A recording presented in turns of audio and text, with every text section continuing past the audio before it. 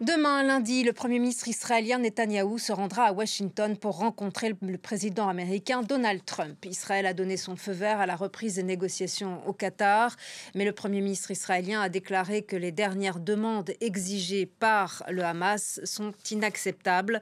Pendant ce temps-là, les bombardements israéliens continuent sur la bande de Gaza, faisant des dizaines de morts. On retrouve tout de suite Rami Abou-Jamous, journaliste à Gaza.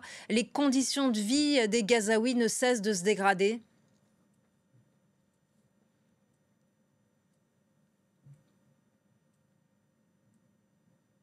Alors nous avons un problème de son avec Rami Abou-Jamous. Alors Rami, on vous entend de nouveau. Donc les conditions de vie des Gazaouis ne cessent de se dégrader. Oui, malheureusement, non seulement les massacres contenus, mais aussi dans une situation humanitaire catastrophique, et un peu plus que catastrophique, c'est gazastrophique. C'est une catastrophe, c'est de jamais vu qu'à Gaza. Malheureusement, on est toujours dans la famine, dans la malnutrition. Les bombardements, c'est 24/7, même si on a toujours l'espoir qu'il va y avoir un cessez-le-feu ou au moins une trêve dans les jours à venir. Mais malheureusement, les minutes et les heures en attendant cette heure-là décisive de cessez-le-feu, chaque minute, il y a des dizaines, malheureusement, de victimes qui tombent. Et en plus, avec une situation humanitaire, il n'y a plus d'aide humanitaire qui entre.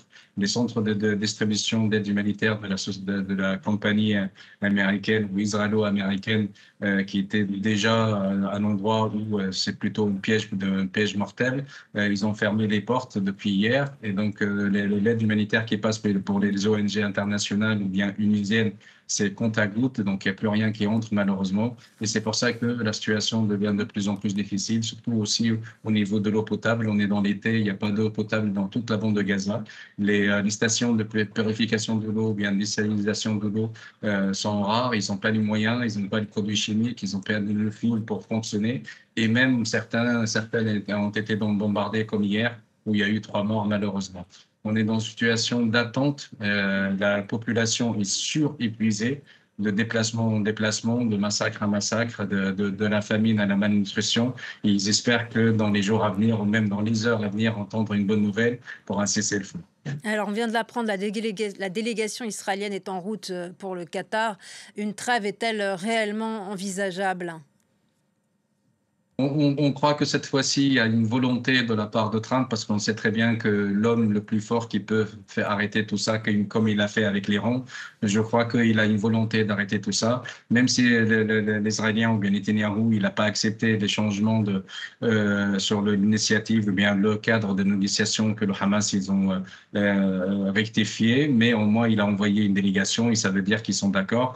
Je crois que d'après les fuites qu'on a depuis le Qatar ou bien de l'Égypte, que les deux côtés, que ce soit Israël et le Hamas, ils sont d'accord pour un cessez-le-feu avec les mêmes conditions que Witkoff il l'a dit, avec une distribution de libération des prisonniers et otages pendant les 60 jours. Et je crois que tout le monde, et surtout Trump, veut finir ce dossier-là, surtout après la fin du dossier de l'Iran.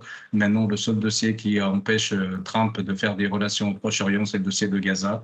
Et il veut en finir avec ce dossier.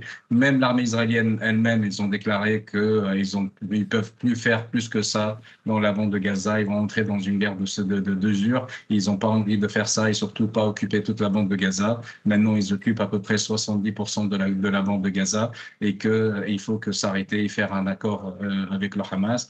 On espère, en tout cas, c'est l'espérance de toute la population palestinienne, surtout la population de Gaza, que tout ça s'arrête et le plus tôt possible.